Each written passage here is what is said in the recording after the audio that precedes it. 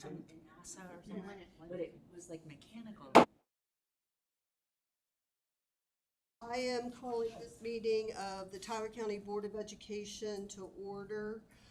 The mission of Tyler County Schools is to provide student-centered learning opportunities that ensure all students will learn to their potential and master skills, ethical behaviors, and attitudes needed to be successful citizens in the 21st century economy. Let's please all stand for a moment of silence in the Pledge of Allegiance.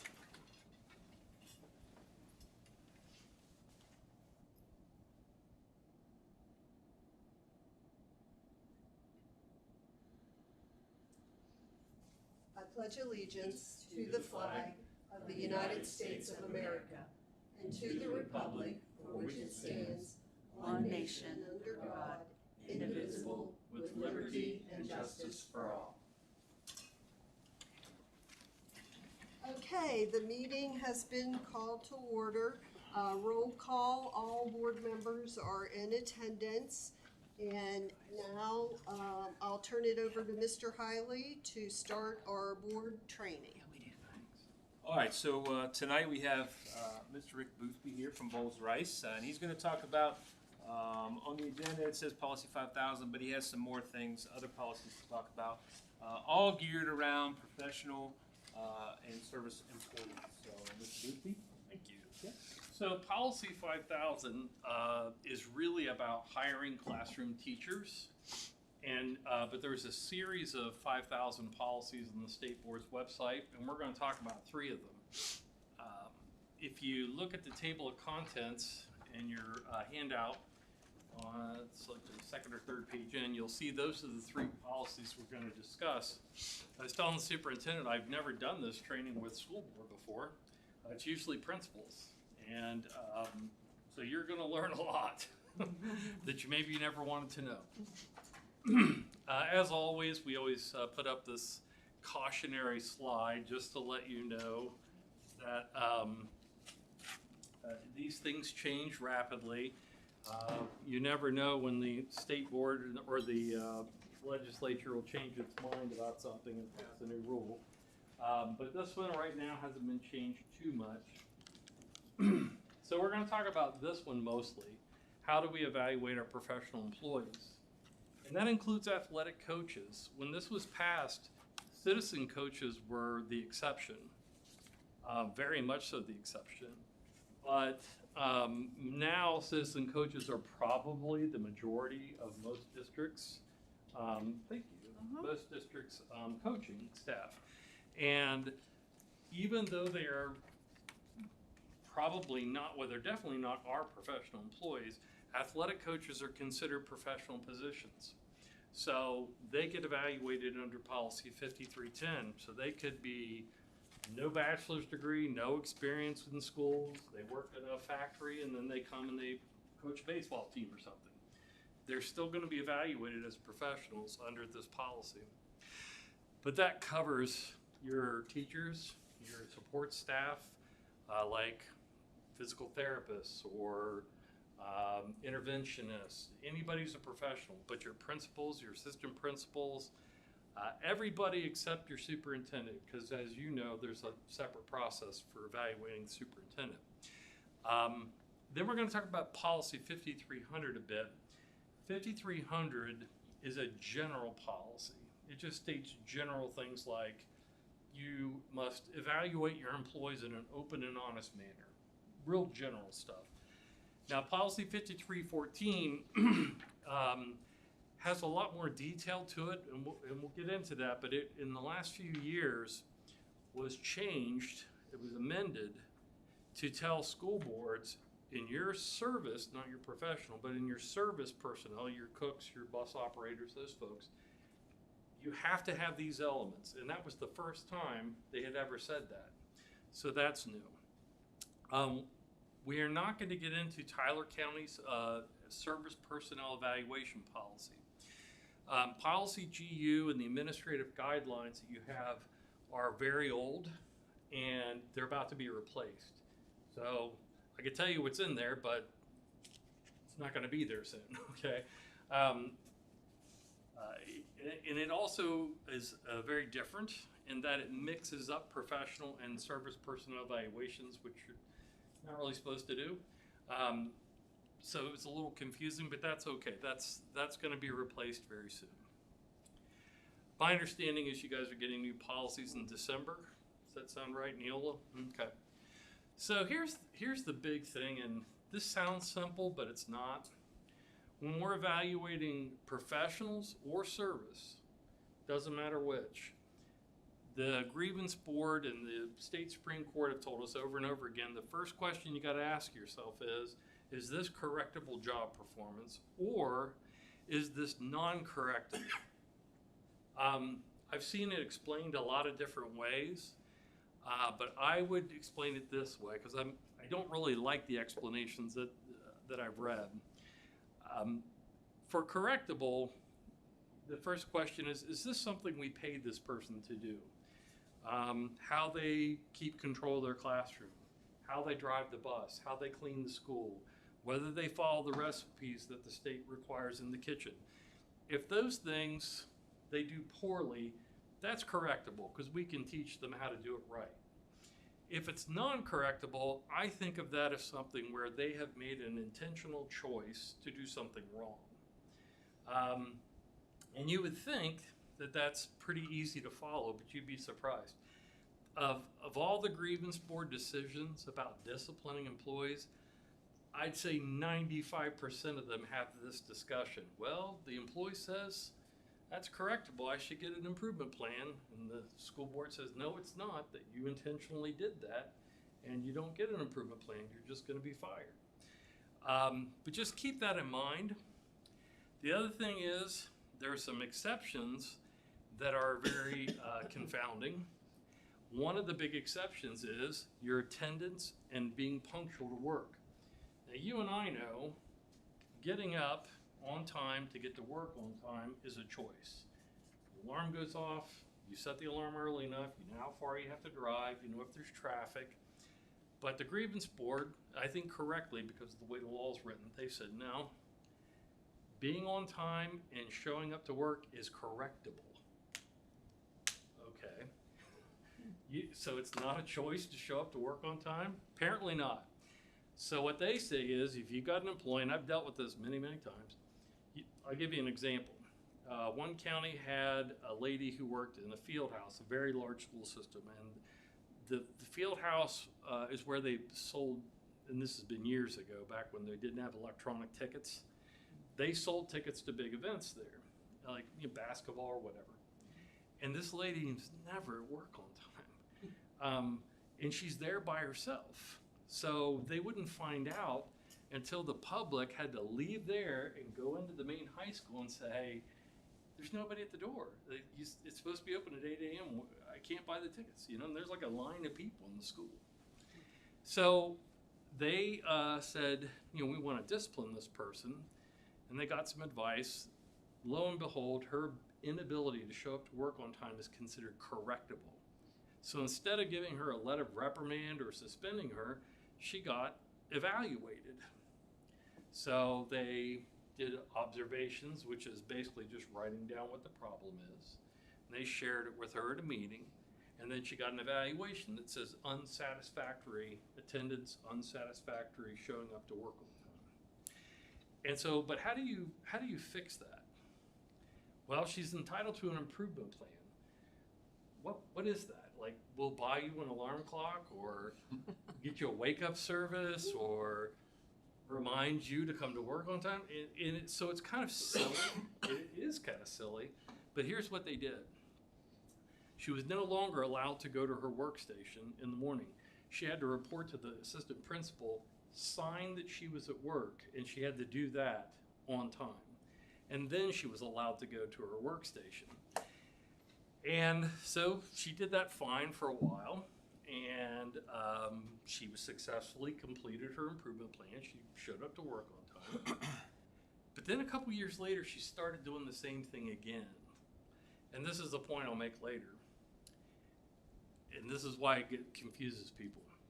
So attendance, showing up on time, is correctable So she got an evaluation, she got an improvement plan, she figured out how to show up to work on time. But then a few years later, she backslid and was doing the same thing again. Now it's not correctable. The grievance board says that if you complete an improvement plan and you show you know how to do whatever it is you're not doing, and you know how to show up to work on time, for example, and then you just decide not to come to work on time anymore, now it's intentional. Because you've proven you know how to get to work on time, you've proven you know how to show up to work, and now you just don't feel like it. So that's why this correctable versus non-correctable is a little more complicated than you would guess. And by the way, anytime you have questions, please ask, because otherwise you're going to have to listen to this voice for a while. So that's the big overarching issue is, do we give them, and it's very common, I should say, when I get a phone call, and I get probably 2 or 3 a week, we've got an employee who's doing X. Can we discipline them, or is this job performance? And then we talk about it, and we work our way through it and say, well, it's this or it's that. And so that's kind of the big threshold issue. So if you get somebody in front of you who is saying, I should not be disciplined, this is job performance issue, you should ask yourself, is this really job performance or is this intentional misconduct? So how do we get policy 5310? This is the one that deals with professionals' evaluations. The old system was first passed in 2006 when I was a very young lawyer, and it worked great. Let me tell you how great it was. I should be more clear about this. The system works so well that a first-year principal could easily do a good job by reading that policy and following it. Policy 5310 now is so complicated. I was telling the superintendent, I sent questions to Howard Sufer to try to stump him on stuff, and as a result of our back and forth, we both kind of realized this policy is hard to follow. It's hard to even understand at times. But the old system was so straightforward. I had a first-year principal who had a second-grade teacher, nice lady. She should never have been anywhere near a classroom. She had no idea how to control the kids. She had no attention span. She had a shorter attention span than the kids. And she was not really good at planning. How she got hired, I'll never know. Her mom used to work for the district. So she got a job and did a terrible job. And this principal, again, really nice guy, but he's like, there's no way I can keep this person here. Not that she was hitting anybody or cursing or doing anything crazy. She's just a terrible teacher. And so he just followed exactly what it said in the policy. He observed her, he met with her, he gave her an improvement plan, and eventually she was fired, and then the grievance board upheld that. They said, yeah, she did not improve. Then in 2013, things changed. The State Board of Education came up with the current model we have, which is, the model we have now is really where the principal is sort of a coach almost for the teacher and helping them get better at whatever it is they're doing. I think that was always the system, but this one is much harder, takes longer to get rid of a bad teacher. And when I say bad, I don't mean evil. I mean just not good at teaching. Because not everybody's cut out to be a teacher. And I think it's really kind of outdated because it was just, 12 years ago. But the world was different 12 years ago. We had at least 4 or 5 people apply for every open job. Now we can't get one person to apply for some open jobs, and we're paying more now than we did then. So this model of, we're going to coach you, we're going to mentor you, we're going to do all these things, that's great, but most principals are so busy. They're pulling their hair out all day. They're putting out fires with angry parents and kids pulling the fire alarm and God knows what else. I don't think this is a great policy, but it is what it is. So that was around for a while. Then we got just a couple months later, the second final version. Then it was updated a year later, it was updated 7 years later, and now we have what we have today. And on page 12 of this rather long set of handouts here, you'll see policy 5310. The entire rest of this packet is 5310. All of the rest of this. And I, you know, confuse yourself or go to sleep or read through this because it is confusing. I find it confusing. But it is a very thick document, I think unnecessarily so, but it is what it is. So, what is the difference between this version and the very last one, the 2021 version? Almost nothing. All it does is say this. If you're going to give an evaluation that says less than accomplished, accomplished is you did it. But if you give them anything less than that, now it requires an explanation of and data to support that. What that means in practice is if they get less than accomplished in anything, you're supposed to put some facts in there and explain why they didn't get accomplished. I wanted to look up, because I don't think I have a slide about this. Well, you guys will know this off the top of your head probably. What are the, I know exceeds is one, what are the ratings? Exceeds. Oh yeah, exemplary, meet standards, unsatisfactory. But what's interesting is, okay, so it's different for them. Okay, performance, that's for service or support personnel, central office and athletic. Let's see what it says for teachers. It's distinguished, accomplished, emerging, unsatisfactory. Distinguished, accomplished is the minimum. And what's the next one? Emerging. Emerging means you're moved that way. And then unsatisfactory, so that's different. So this is specifically about teachers. Something I'm sure I'll refer to again is that we're really in kind of a strange place right now in education, not just in West Virginia, but everywhere. So on the one hand, we have got to find a way, because you know, first year, second year, third year teachers, they're like everybody else who's new at their job. They're not great at it, you know, some of them are. But they need help and they need someone to show them how to do things. But when you're getting teachers that are not that great, if you decide that this person isn't great at what they do and maybe it's unsatisfactory and you let them go, well, who's coming up behind them? Not a lot of people. So we're kind of in a rock and a hard place. But the good news is, my experience, I think most lawyers' experience who deal with this, and certainly principals, is that probably 90% of your employees who pay attention to the principal's observations, evaluations, and suggestions, they get better. It's really a pretty small percentage of teachers who just don't get better. I just think that, you know, I don't care if it's teaching or building cars or, you know, whatever. There's always people who are in the wrong job. And so we have to be honest with them, though. And ideally, we would be really honest with them those first 3 years while they're probationary and give them every opportunity. But if they're not working out, as you'll learn, if you fail to improve under this policy, there's only one option: you're fired. And we'll get to that. But anyway, if it's anything less than accomplished, they can't just write unsatisfactory, emerging, that's it.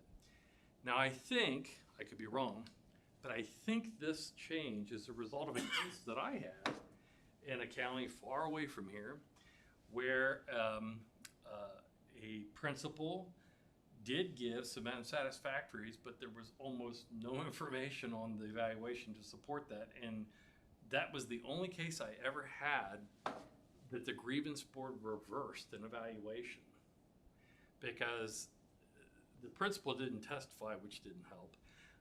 Long story. But she didn't write down much either. And so after that, this came out. So they want to see facts and they want an explanation. Well, why are they emerging? Why are they unsatisfactory? Don't just check a box. Tell us why. So what are the big goals? Well, the big goal is to have a high standard of performance. As we'll talk about, there's 7 different elements. There's what they call a rubric. And each of those elements focuses on a different part of being a teacher. The real goal is that student achievement improve, and the idea is better teachers, better student outcomes. And they want to have a process where at several points throughout the year, the teacher is forced to look at how they're doing, think about how they're doing, and they want to keep them growing all the time, moving forward. It's also used, of course, for coaching and mentoring. So here's all the standards. Let's just glance at them because I think it's worth the time to do this. The page numbers there are in the lower right-hand corner. You'll see other page numbers, but just look at the lower right-hand corner. Page 20 and 21 in your handout, starting about the middle of page 20. All of these things are the evaluation standards for your school leaders. Those are your principals and folks like that. Page 22, all the way to page 24, you see at the very bottom of 22, it says teacher evaluation standards and elements. These are the 7 elements: curriculum and planning, the learner and learning environment, teaching, professional responsibility for self-renewal, which sounds kind of new agey, professional responsibilities for the school and community, student growth, and then professional conduct. Page 20, page, I think I skipped that one. Well, let's just go to page, I think I meant to put the page number down, I didn't. If you go to page 33, if you ever wondered how coaches are evaluated, these, page 33 and 34, those are the things that they're supposed to be evaluated on. It's quite the long list. Looks like about 20 or 30 different things they're evaluated on. The word data, I mentioned earlier, was the thing they just added to say if you give somebody less than accomplished, you have to have data to support that. And the word data appears in there a lot, but they never define it. So in a legal document or a policy or a law, if something's not defined, you just use the dictionary definition. And the dictionary definition is like an observed objective fact. This podium is black. That's a fact. Not an opinion. But keep in mind that when you're evaluating a teacher on something as fluid as classroom management skills, it's hard to condense what a person sees in a classroom full of children in just black and white facts. But when we're training principals, we tell them to, as much as you possibly can, don't use adjectives and don't use adverbs and opinions. Don't be creative. Just say, the bell rang at 8 o'clock. The students were not quiet until 8:15. There was no bell ringer activity to get the students interested in the lesson. The students were talking throughout your lesson. Just black and white facts. These are the facts. Not my opinion, your classroom is out of control. That's not helpful. So what we do when we train principals is say, this word data keeps popping up over and over again. So maybe just stick with the black and white facts when you're filling out one of these observation forms. And invariably, they don't do that. But we encourage them to do that because it's better for the teacher, it's better for them. Okay, now, when do you imagine that complying with this very long policy matters the most? This is a multiple choice question. If the employee's performance is accomplished or satisfactory, if the employee's performance was rated unsatisfactory, but they improve, If the employee's performance was rated as unsatisfactory and they did not improve on what's called an FSP, a focus support plan, we'll talk about that, but then they did get better after a bigger improvement plan. Or does compliance matter the most if the employee was rated as unsatisfactory, they don't improve with that first plan, they don't improve with that plan? Well, of course, that's the right answer. And here's why. If they go through all of that, the focus support plan we'll talk about in a minute, it's only 9 weeks long. And it's more just between the principal and the employee. It's not like it is an official document, but it's not necessarily one that goes beyond them. And it says here, the corrective action plan, what we used to call an improvement plan, is determinative. This is it. And it cannot be repeated. Why did they put this in here? Because in the old system, one of its flaws was we had principals who were giving people 3, 4, 5 improvement plans. They never got better. They just didn't want to fire them because they liked them. And so this one says, now, once we get to this point, here's what it is. If they don't improve, that is, they have not demonstrated adequate progress after 18 weeks, which is the semester, they are terminated. They're terminated for unsatisfactory performance. So this was considered the big trade-off when they changed the evaluation system. They said, okay, we're going to make it take a little bit longer to let people go for bad job performance, but if we get to the end of that corrective action plan and they're not better, there's no repeats, they're fired. So people thought, well, that's probably a good thing. But again, well, I should probably skip to this part. The dirty little secret about professional job performance evaluations is that they're not done right most of the time. Imagine you're a principal in a big school or even a small school, and you've got all this stuff you're responsible for. I mean, if you look in the state board policies, there's like 1,200 statements the principal shall. I mean, they are pulled in 1,000 directions. They're responsible for the academic program. They're responsible for every penny that goes through there. They sign off on all those financial documents. They're responsible for valuations. They're responsible for safety. It's a never-ending job.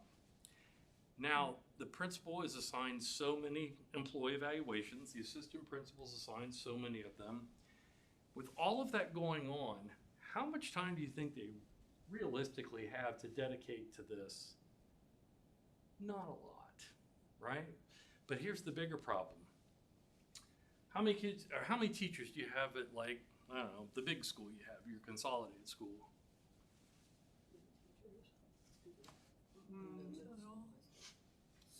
Probably 65 or 70. Well, that's a lot. Okay, that's a lot. So that's a pretty big size school for anywhere in West Virginia, really anywhere. So you got 65 teachers. Now, let's say you've got a teacher, let me back up. Whenever I do this with principals, I always have a slide. I took it out of this one. But the slide says, real quick, think of the worst teacher in your building. And I look at them and say, you're all thinking of somebody, right? And they go, mm-hmm. I say, okay, why are they still there? And the reason probably is, what do they get for doing a great job in Policy 5310? They get a bunch more work to do. They now have to be in charge of a corrective action plan with meetings and updates and schedules of events and eventually firing somebody. Do they get paid $1 more for that? No. So this isn't the law, this is me talking. I think we need a financial incentive to get people to do this more seriously. Because what they're really doing, even in a school with 65 teachers, now you've made an enemy. And that teacher's friends don't like you either now. And you've been the principal there for how long? You're not going anywhere. Now you've got this group of people that don't like you. That's a really brawl deal. Now, my plan, it was kind of just a silly plan, was to give every principal who successfully fires a bad teacher $25,000 bonus at the end of each year. You'd never see so many teachers going, you know. And the thing is, principals love their good teachers. They love their good teachers who work really hard and do what's great for kids. they're just so happy to have them. They're not going to abuse something like that.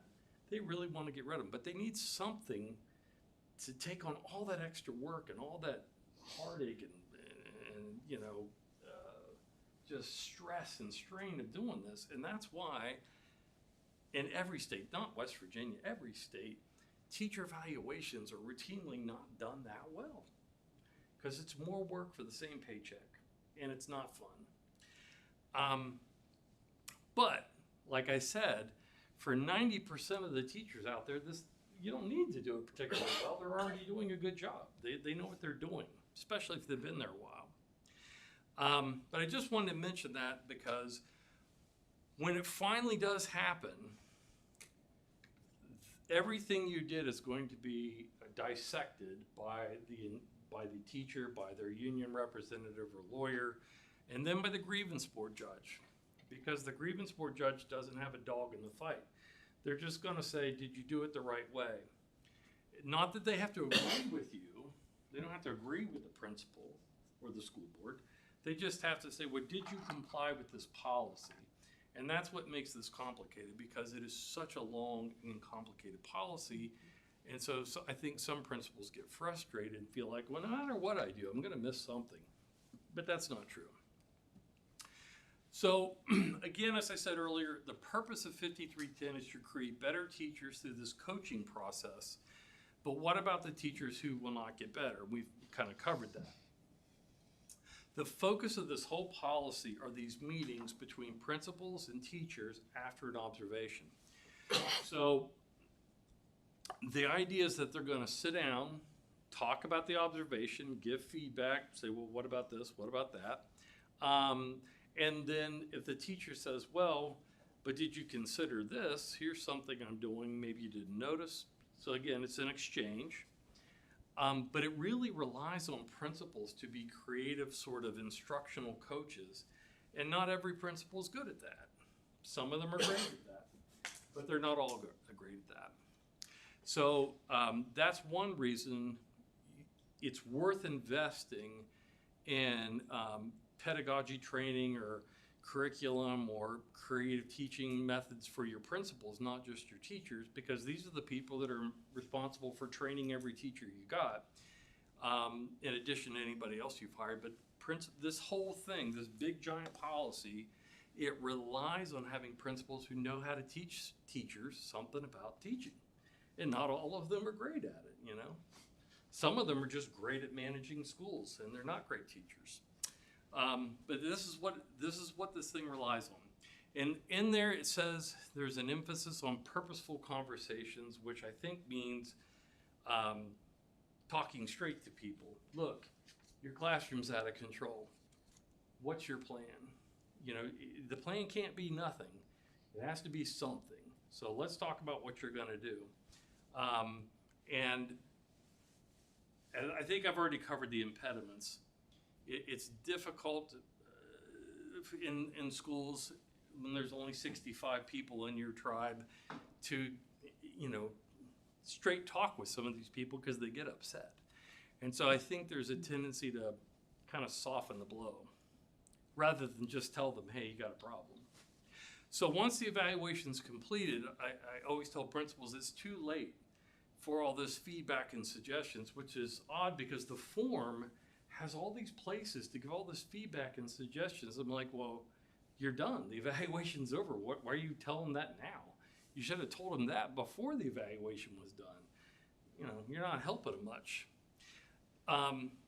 Teachers do need a lot of feedback, and if you read this policy, and if everybody does what it says, they're going to get a decent amount of feedback in live and in person. It's not just papers.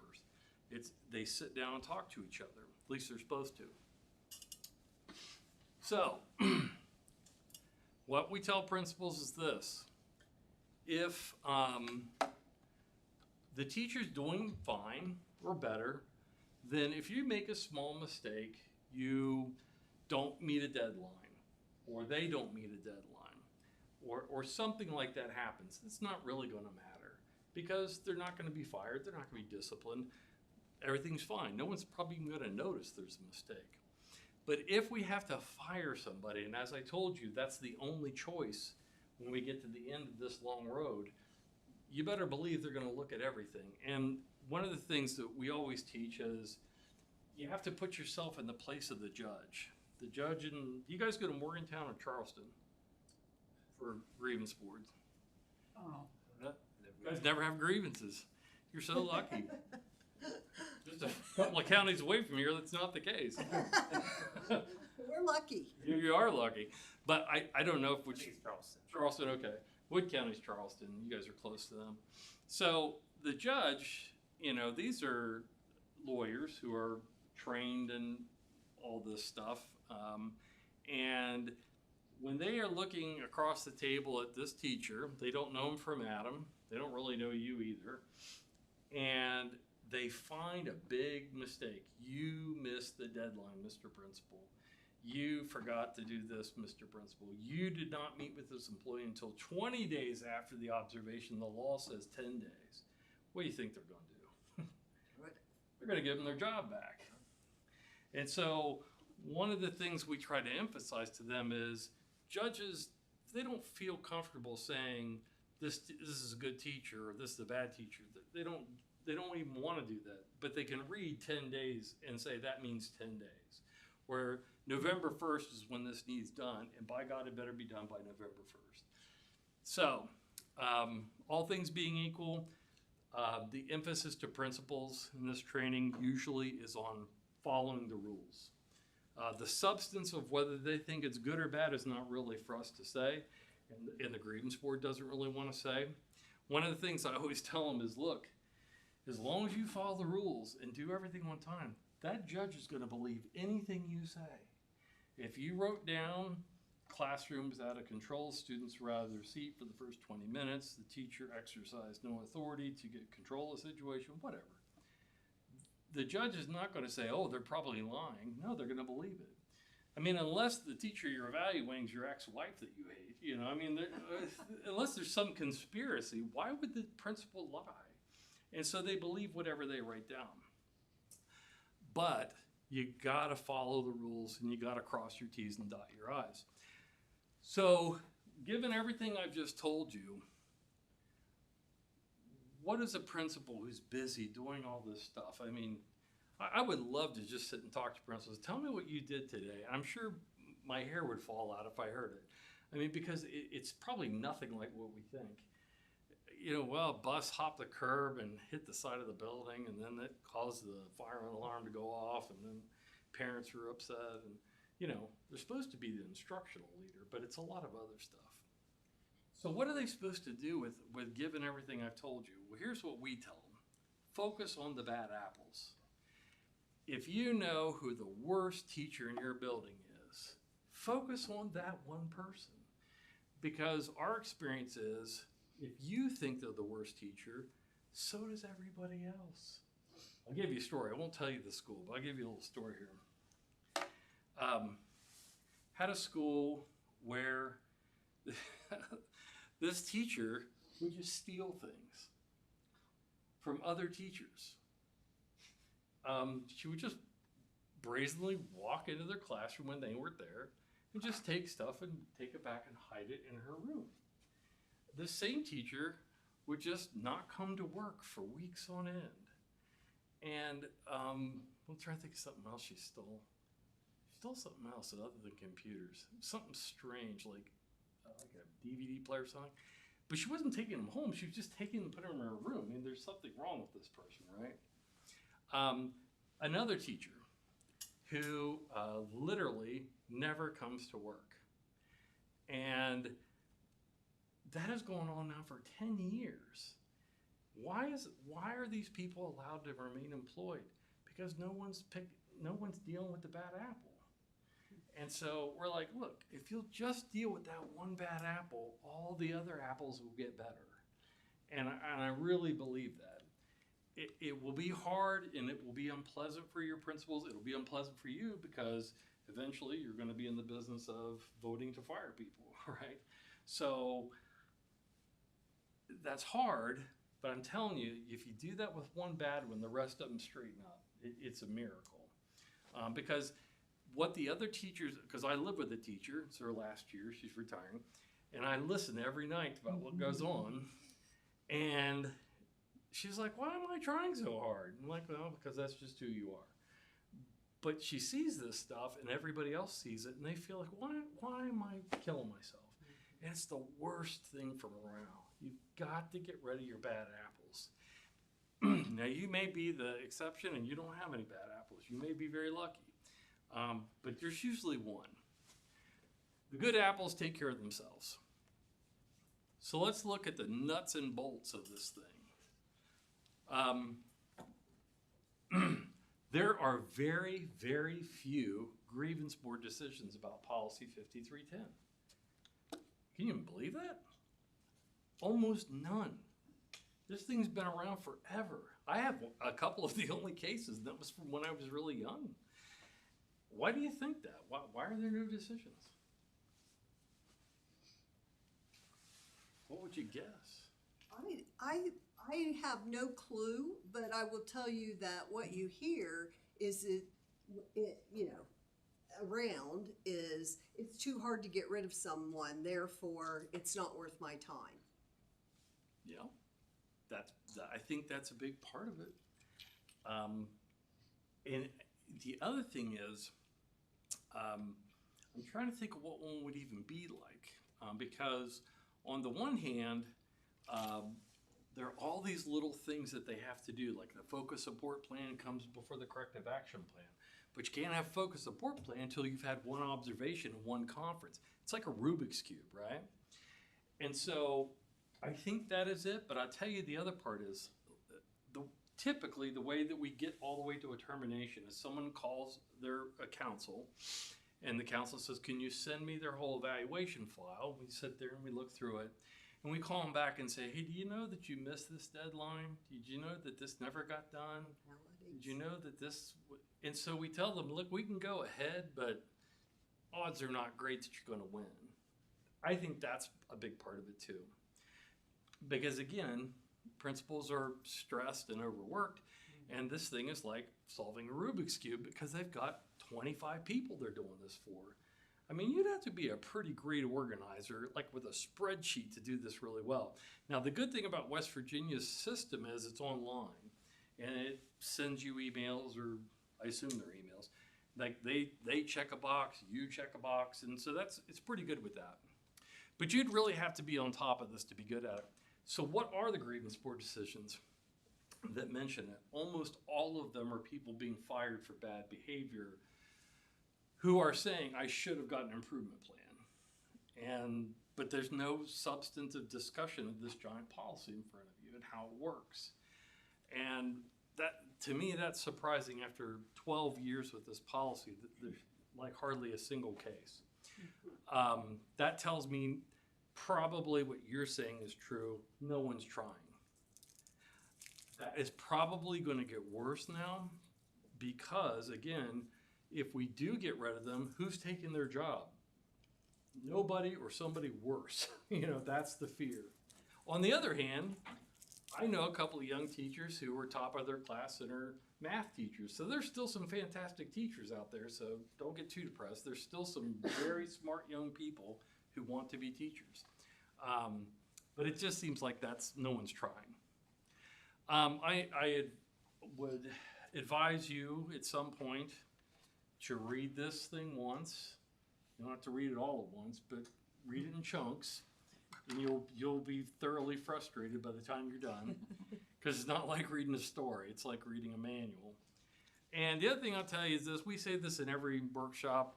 Nice guys and gals finish last, which means in this context, if one day you're sitting here and a principal has done all this work over the course of about a year and a half, that's about how long it takes to get all the way to the point that they're recommending somebody for termination. You got to turn your heartstrings off and just listen to the facts. Because if a principal has made that much effort, and it's rare, to bring it to you to say, this person should not be teaching, listen to them, okay? Unless there's some evidence that they're out to get that person or that they're just way, way off, I encourage you to do what's best for kids and not feel sorry for the person who's about to lose their job. Because that person probably should be doing something else anyway. Maybe they'd be great at something else. But don't try to be a nice guy. One of the things that's a little confusing about Policy 5310, one of the many things, is they use terms like county administrative procedures.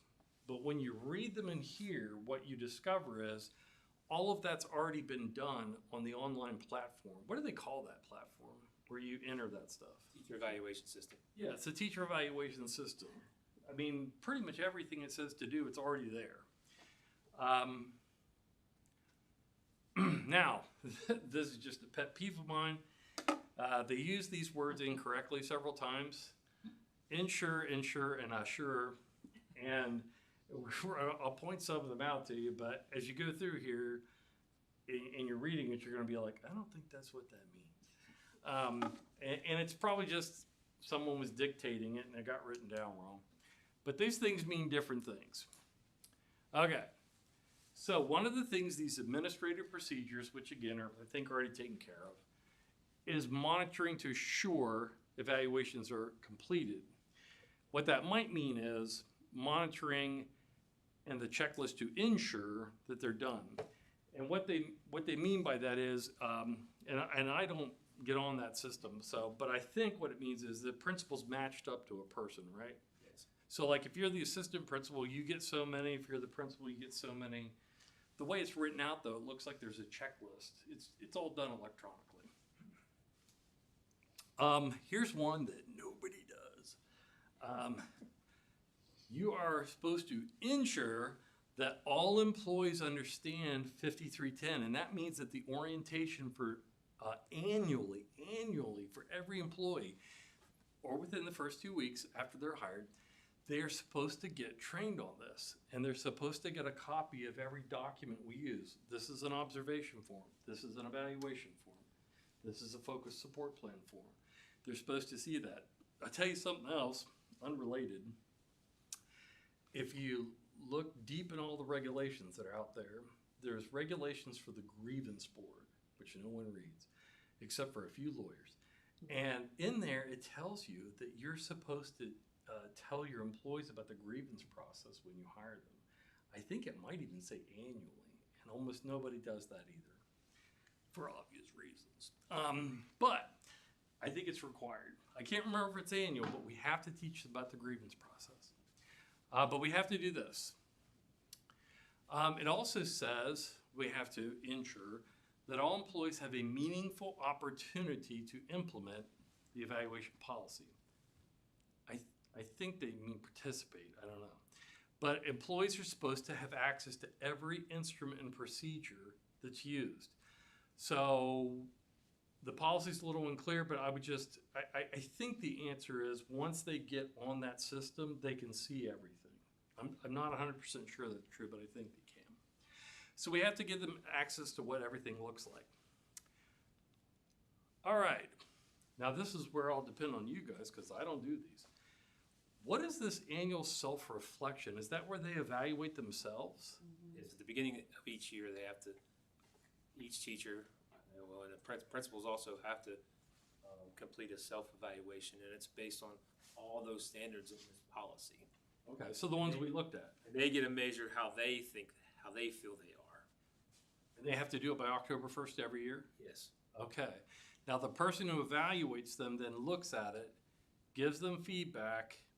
What happens if they disagree? It's usually they look at it at the self-reflection when they're doing their final evaluations. Oh. That's when the discussion happens. Okay. You said you did this, but in your observations and evaluations, it's right here that you did not or did better than that usually. Okay. So that's one thing they have to do, and then we'll talk about in a minute about these goals that are due by November 1st. So one of the things that the policy talks about is evidence. There has to be evidence, and it's defined, unlike data. Observable practices are artifacts selected by the teacher or the evaluator to support the determination of performance level ratings. What that means is if I gave you a emerging, which means you're not quite satisfactory yet, you're not quite accomplished, here is the evidence. Here's a lesson plan you did for the day I observed, and here's my notes from what I saw, and this is the evidence that supports me giving you an emerging rating. There's two reasons for that. One is so that what they write down seems real and valid. Because, again, I'm not making excuses for principals, but I sure would never be one because it's a hard, hard job. And if they're sitting there and they're trying to sit for 30 minutes, which is required, by the way, when they're watching a teacher, they got to do it for 30 minutes or the length of a whole lesson, could be longer, and someone's calling them or someone's knocking on the door, the fire alarm goes off, it would be real easy just to check a box, right? This says you can't do that. You have to have evidence in there. But the other reason is we're trying to help teachers get better. Now, in a perfect world, here's how I would do it. I would hire an assistant principal whose only job is to do this. And it'd be somebody with a credential in teacher improvement, somebody who is a master teacher or something. So in a perfect world, we'd have that, but that's expensive, I know. But imagine how much more stuff your principals could get done if they didn't have to do this. So then the evidence, now I should mention this, it's not just the principal coming up with evidence. The educator, the person being evaluated, is allowed to turn stuff into and say, well, what about this? And that's what is the basis of their discussion. So what's the difference between data and evidence? Nothing really. Now this was another one I don't know about, goal setting. Is this talking about the student learning goal? Is that what that is? Yeah. And that's, what is it, like an actual outcome goal? Yes. So, It has to be quantitative. okay, so SMART goals, what they call it. SMART goals, is it based on the final year and test?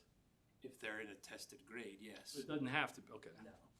So it's something we want to see, like if I'm a high school freshman English teacher, my goal would be something like what? Certain percentage of students, Maybe improvement on previous year. Like, SAT scores. okay. And for the younger grades, I would imagine the iReady benchmarking data, want to see students achieve at a certain level by the end of the year. Yes. Okay. So, but those goal setting is student related. And usually what we do is the teachers, they get their beginning of the year benchmark data and they use that as their starting point, and then they base their goal off that. I go up 3 to 5% in ELA with my students or mastery or whatever, and then they. Are you guys an iReady district? Yeah. iReady's amazing. If teachers do that with fidelity, you're guaranteed to get some good results. As long as you keep doing it, that thing is normative, it's tested, it works. So goal setting versus self-reflection. Goal setting is student-oriented, self-reflection is they're evaluating themselves. That's the difference. All right. Now this is where it gets a little weird. Remember at the beginning I told you, there's corrective action, or correctable, which means they're just not good at their job and they have to improve something. Then there's non-correctable, which is intentional misconduct. That's how I define it. One of my biggest pet peeves with this policy is it mixes those two. The whole seventh element or area is professional behavior. And so that's things like showing up on time, but also appropriate professional behavior, like the way you communicate with people and things like that. And this says if you get an unsatisfactory, which it should have said, well, I guess it is unsatisfactory, in any area of professional conduct, which is again the seventh area, certain instances of misconduct are going to immediately get you disciplinary action and a corrective action plan. But wait a minute. If I'm disciplining you, it's because you intentionally did something wrong. If I'm giving you a corrective action plan, it's because I think you can improve. If you're saying F you to kids, I'm not sure how I'm going to fix that. Use the F word 20% less next week. I really hate this. I think this was a huge mistake. But I also understand that there are times, especially with younger teachers, it happens with older teachers, but especially with newer teachers, they will do stupid stuff. And we don't want to discipline them right off the bat because it's maybe not that big a deal, but it's unprofessional. And so we say, boom, corrective action plan. But those things are 18 weeks long. But again, it's mixing correctable and uncorrectable. But I over the course of 20 some years, I get why they do it. It's to kind of shake somebody into being like, stop doing that before you get fired, you know. But what are you going to do for 18 weeks if the conduct is something like inappropriate language? I mean, I don't know how you fix that. Our advice, my advice, don't mix those two. If they really are doing something intentionally, or at least really, really, really unprofessional, and I've seen it all, I would at least give them a letter of reprimand for intentional misconduct. Because you can't write an improvement plan that says, I will touch students on their butt, 50% less. I mean, no, you're fired, or, we're disciplining you. If it's intentional misconduct, discipline them. If it's just bad job performance, help them, right? But this thing to me, now, one thing I will tell you, they did stick attendance and being punctual in there too. That is frustrating for the reasons we talked about, but that is the law in the state and always has been. If you got a teacher who doesn't show up to work on time or misses an inordinate amount of school, they're burning up all their sick leave and all their other leave, and now they're still not at work. That you have to address this way, although there's some other options too. So, retail principals try not to, and administrators try not to mix those two, despite what this policy says. There it is, professional attendance, adhering to schedule, respect, adhering to policy and procedure. That's one I totally get. We got 8 million policies and 8 million laws we have to follow. If somebody gets some of that wrong, I would not be surprised. So maybe to me though, you can just help them out and say, don't do that. But if it's serious enough and they're consistently doing it wrong, you're supposed to give them a corrective action plan. In any of those 4 areas, you get a corrective action plan.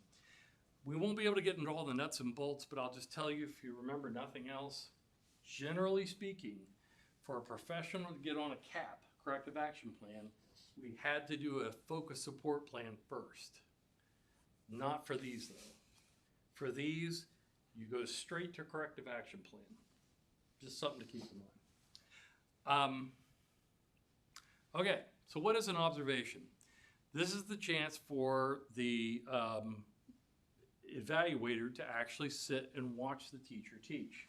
I was a teacher. I remember being evaluated, and I remember I'm like, I am not going to do what a lot of teachers do, which is they pull out their la-di-da lesson plan for the day. And I'm like, I'm not doing that. I'm just going to do what I always do.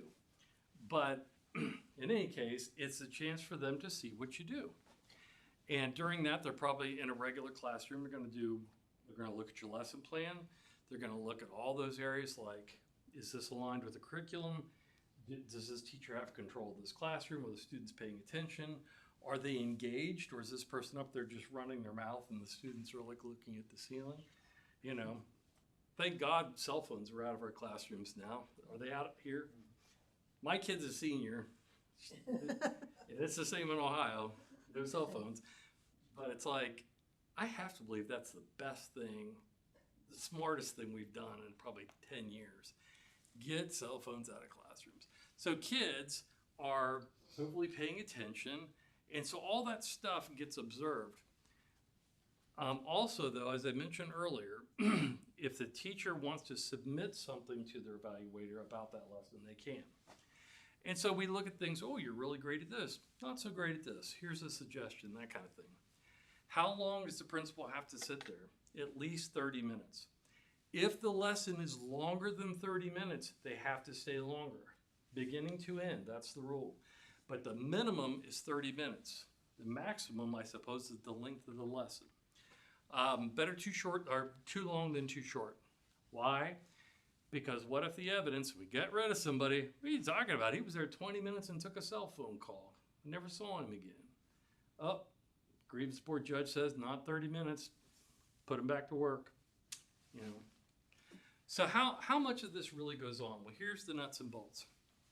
If you have a first year, second year, or third year teacher, they have to be observed 4 times a year.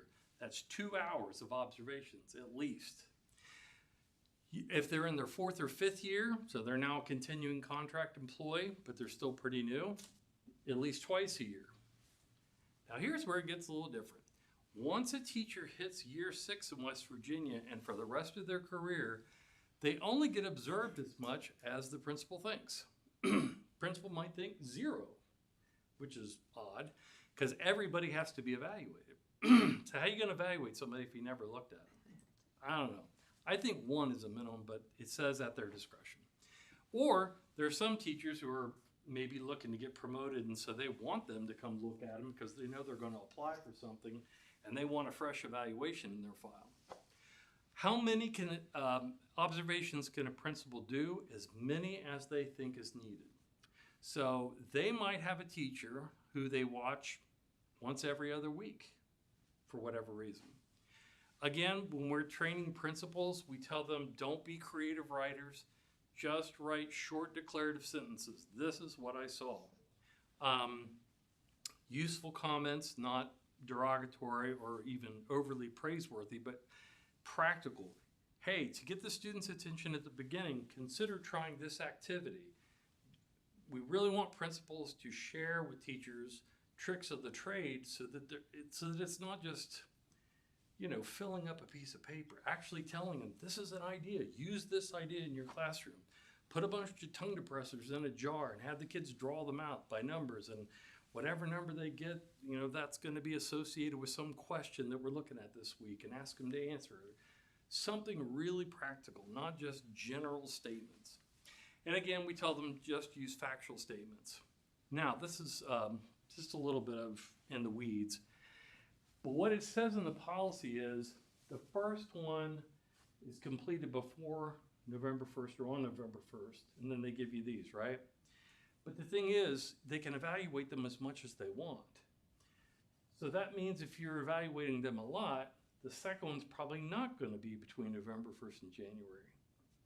So is this something that could be a problem? It could be, but I've never seen it happen. So in other words, if I think I need to observe this person 6 times, now these things are probably going to be outside of the windows. I think we can do that correctly just by making sure we do observe them once in these dates, once here and once here. Most of the time it doesn't matter, but just something to note. Oh yeah, so if you're only doing 2 for a year 4 or 5 teacher, again, it has to be on or before November 1st, on or before May 1st. And you see the obvious difference there is there's no start date, there's just a stop date. So you could do 2 observations in October and comply with that. Not a great idea, but you could. Teachers have to have access to the observation form before the conference. There are some inherent problems with the online form, and you correct me if they haven't fixed this yet. But once I send that, if I'm the principal and I send the observation form to them, what do they have to do? Do they have to click it or something to show that they've looked at it? Mm-hmm. Is that still true with their evaluations too? And see, that gives the teacher too much control because they can just not click it, and there's no rule for that. It's a pet peeve of mine. So we know we do the observation, at least 30 minutes. Now, within 10 days of that date, they have to sit and talk to them about the evaluation. And so they have to have the form beforehand. This is where we do all that coaching and, hey, have you tried this? Or maybe this is a good idea. Or the teacher says, hey, I bet you didn't notice I was doing this. Here's the documentation on that. So all of that stuff is considered when we decide how to give the teacher an evaluation. How many a year? Everybody gets one. Could they do more? They could. Is that likely to happen? No. Except in a year when they're on a corrective action plan, then it's likely to happen.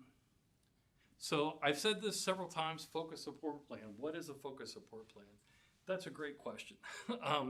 It's almost exactly like a corrective action plan, except it's supposedly between you and your principal. This is just me as a principal saying, I've observed you, we had a talk. I want to do this focus support plan on this issue that I'm concerned about because I see problems if we don't fix this. I'm not a big fan of this because it has minimum times. It just gums up the works, but it is what it is. How do they do an FSP? They have to observe them, which has to be at least 30 minutes. They have to have a talk with them. Does that talk have to be the observation conference? Nobody knows. Again, there are no grievance board decisions. And there's documented evidence. There's something in there that says, ooh, we got a problem, okay? But here's the thing. Focus support plan is defined in at least 2, if not 3 places in this policy. I don't know why, but it is defined multiple times.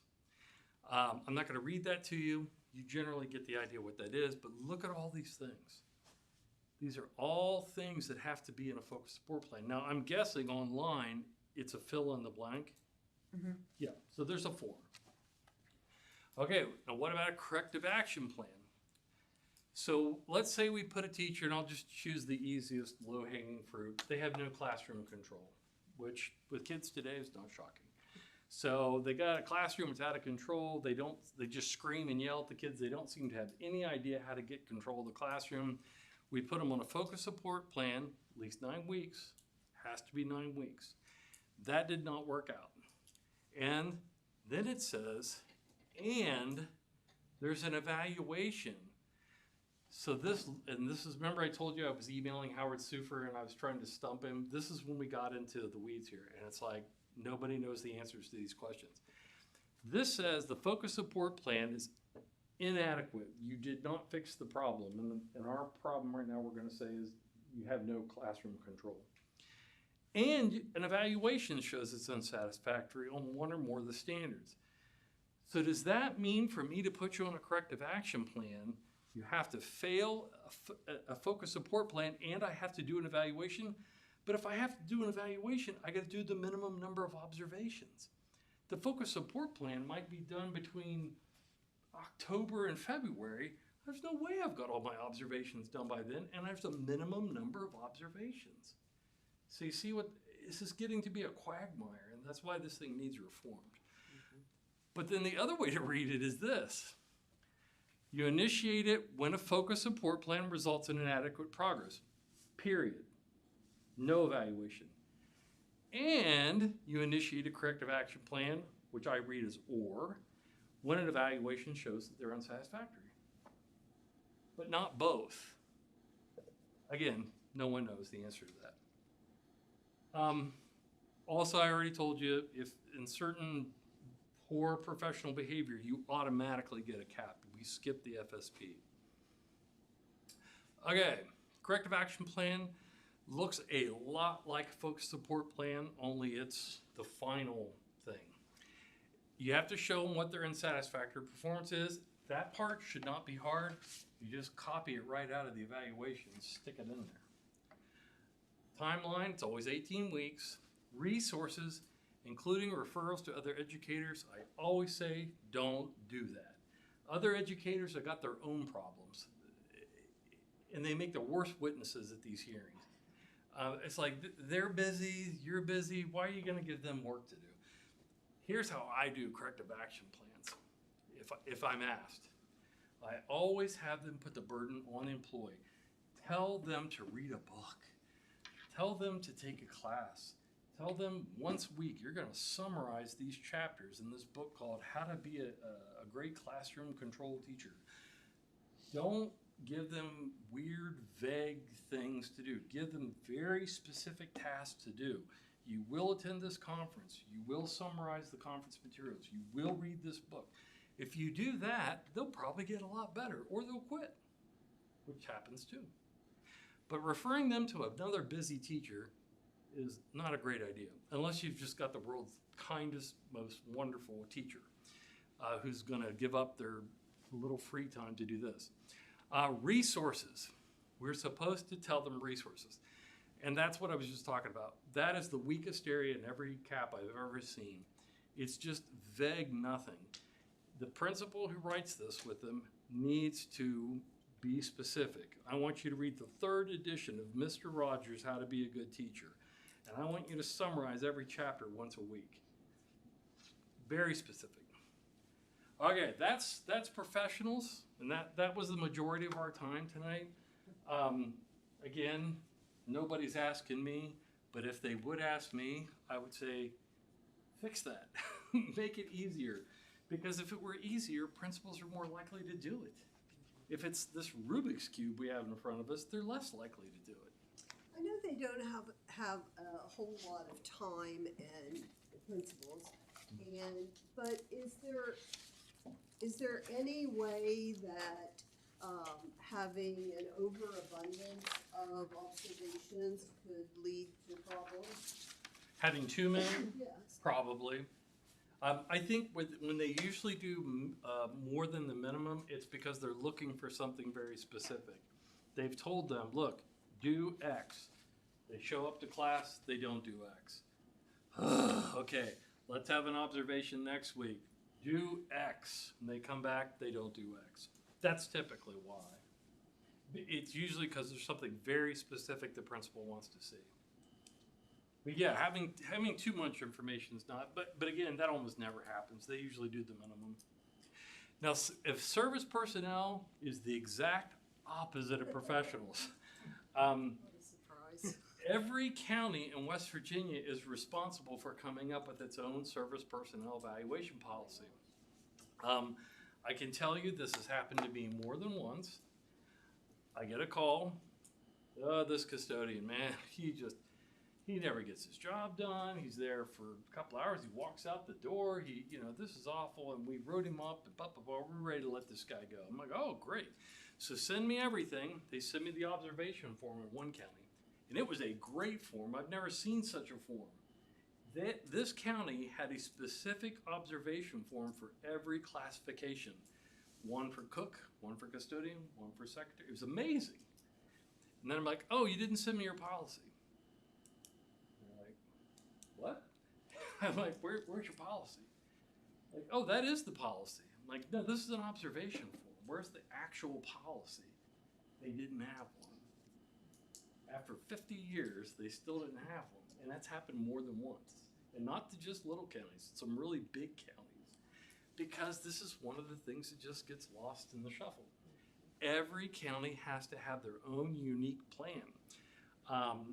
And hopefully they all have them now.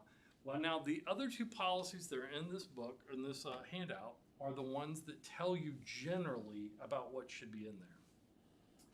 Policy 5310, which is very old, and for years it wasn't even on the state board's website. You had to go find it on the Secretary of State's website. That's how old it is. It says, look, employees are entitled to know how well you think they're doing at their job. And you've got to give them an opportunity to be a part of an open and honest evaluation. A lot of this stuff, service people grew out of problems from 30, 40 years ago when people were firing people so that they could then give jobs to their cousins and kids and things like that. But part of it was there were just some principals who were not being open and honest. They're like, you're bad at this, you're fired.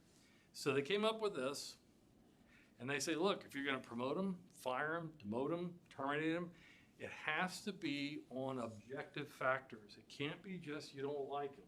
You have to show that you told them this is how you do this job, and then you give them a chance to get better at it. I've seen improvement plans for painters, for custodians, for secretaries. I don't think I've seen one for a bus operator. I'm not sure how that's even possible, but I haven't. I'm trying to think, what else have I seen? Mechanics, groundsmen. I've seen all kinds of them. And they're all a little bit different. But what this policy says is you tell them what's wrong, you give them a chance to improve, and then if they don't improve, you don't have to fire them. Most counties' policies say that, but they don't all say that. Some of them said they may be entitled to an additional improvement plan. That's the whole point. You get to decide how you want to do it with service people. So that if they do something that's intentionally bad, wrong, lie, steal, cheat, whatever, you can fire them. Now, this is taken right out of the code, and this says, look, if you're going to fire somebody for doing a bad job at work, like their area is dirty after they supposedly cleaned it, you can't just say bad job fired. You have to follow your employee evaluation program. And then if they don't improve, fine. Now you remember where I said that the focus support plan is a minimum of 9 weeks and the corrective action plan is a minimum of 18 weeks? There's no rules like that for service people. You make it up. And I always tell people when we're writing these, because I wrote one for Wood County, I've written a lot of them. I say, it should be up to the supervisor, and it should be just long enough to observe whether they got it right. Because if you got a guy who won't clean the windows, how long does he need to learn how to clean the window? A week? I mean, if he isn't getting it after a week, he's not going to get it after 6 weeks, okay? A little more complicated if it's something like an aide who's responsible for ABA therapy. That's completely different. But if it's something straightforward like use the recipe the state gave us, stop putting in stuff your grandma told you to put in that, follow the recipe. Very straightforward. Give them a week or two. Now this is one that is always frustrating for school boards. All official and enforceable policies have to be written and made available. This is why we can't fire people for doing really stupid stuff when we don't have a rule. You gotta have a rule. The classic one was a district, I think it was the Southern Coalfield County. They required everybody in their service ranks to wear uniforms. And this guy says, I'm not wearing a uniform. And they fired him. And the grievance board said, show me your policy that says you have to wear a uniform. Show me in the policy what happens to you if you refuse. The guy got his job back because they didn't have a written policy. Ugh. All right, now that's just a guy who's being difficult. Most normal people would just wear the uniform. But for some reason, this guy wouldn't do it, and he just pointed right to this thing and said, look, there's no policy that says I have to wear a uniform. He won. So you have to have a policy. And employees are entitled to due process. Really all you need to know about that in the context of evaluations is that employees can't just be summarily let go. If they have had an observation, a negative evaluation, a negative improvement plan, and a recommendation for termination, everything still has to follow the policy. They get a chance to meet with the superintendent, tell their side, they get a chance to go before the school board or whatever, and they still get due process. Okay, counties. Counties are individually responsible for coming up with their evaluation plan for service people. Also responsible, every county, for having a service, they say professional, unfortunately, but it's service, a learning program, and you have to have a minimum of 18 hours a year of training. When do you guys do that on, like CE days? Or? Okay, now, what are the standards? Until a few years ago, it was up in the air completely. I know counties that have long lists, and they're divided by every single classification in the book. And I know counties that have none of that and just have a big, broad, general, everybody must do this, everybody must do that. And what happened is a few years ago, they said, okay, at minimum, all of your service personnel evaluation policies have to have all these things. And that was the first time the state board had said this. So it's work habits, being flexible, job performance, being responsible under stress, following instructions, taking care of equipment, and Professional learning, that means you completed your 18 hours of training each year. So no matter what you guys end up coming up with, it's going to look something like this. There's going to be an observation form, there's going to be an evaluation form, and there's going to be an improvement plan form. That's all you really need. Like I said, some districts have really elaborate ones, or like for secretaries, they have to type so much, or they have to, be proficient in Microsoft Word or whatever it is.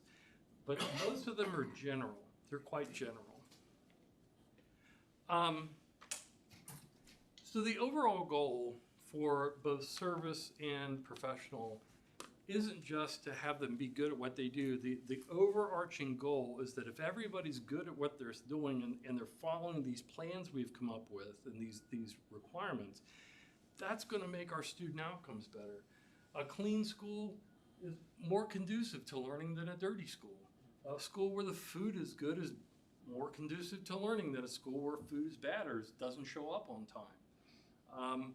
A school where the bus operators are courteous and on time operates better than one where they're jerks and don't show up 20 minutes late.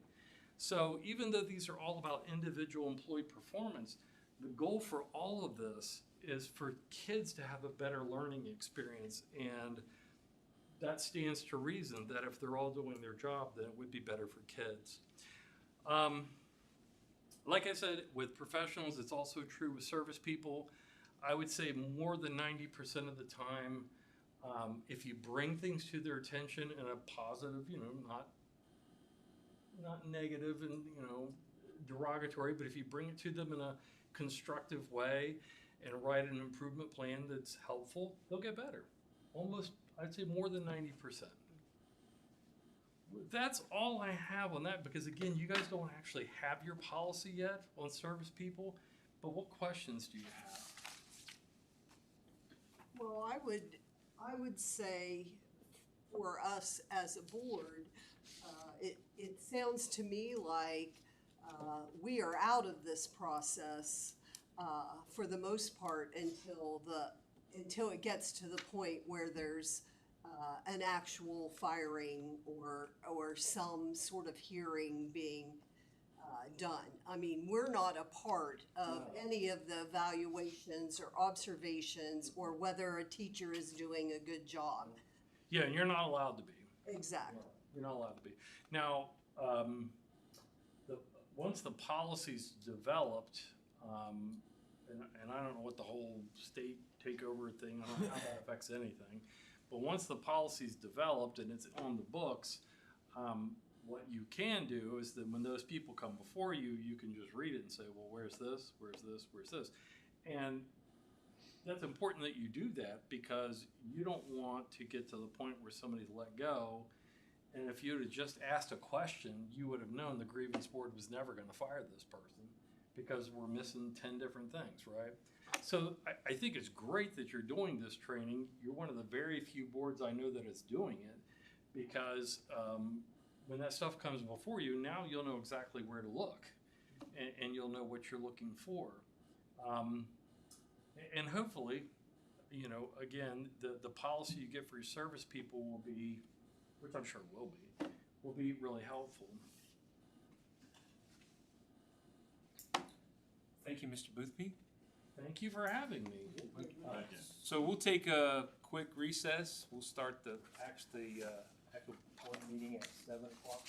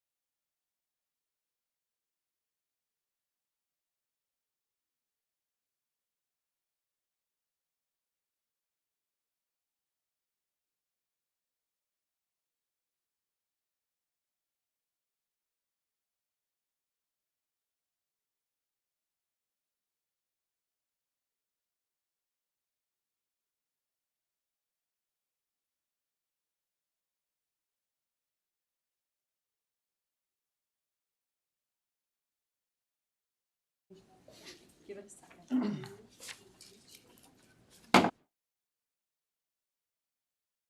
County Board of Education is called to order. We have already done the moment of silence and Pledge of Allegiance before our training began. So we will start with roll call. All board members are present, and I will be turning the board meeting over to Mr. Hiley. All right, so B, approval of minutes of the September 2nd, 2025 meeting. Those have been approved. We are now on to presentations. We have one presentation tonight that will be our community school. Have the floor. I will start very briefly and just tell you that I first want to introduce Carissa Smith. Carissa, as of today, is our new school-based probation officer. If you guys remember, we talked about that way back when, and it was a very long process, but we finally are here, and she will be in the school starting tomorrow. So we're very excited to have her. She'll be very much like these guys here, just called something a little different. And so they'll work together very well, and I'm super excited. I also just wanted to tell, I guess it's okay for me to say, like, our enrollment.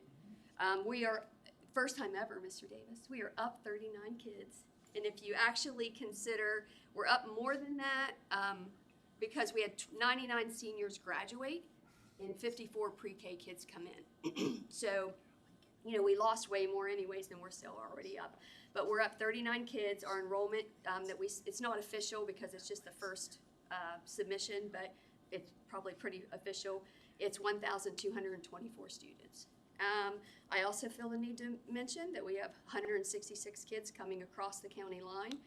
Pre-K to 5, there are 60, 6th grade through 8th grade, there are 58, and in our high school we have 48 kids who do not attend, who do not reside in Tyler County. We must be doing something right because they're hopping across the line.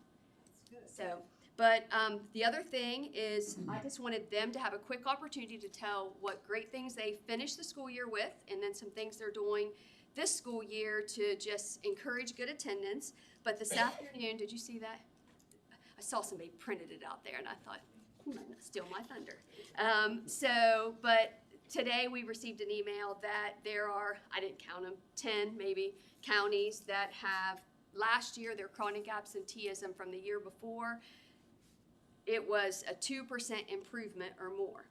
And I am excited to tell you that we were 8.05% better, and the next closest one to us was 5.76, and that's Gilmer County.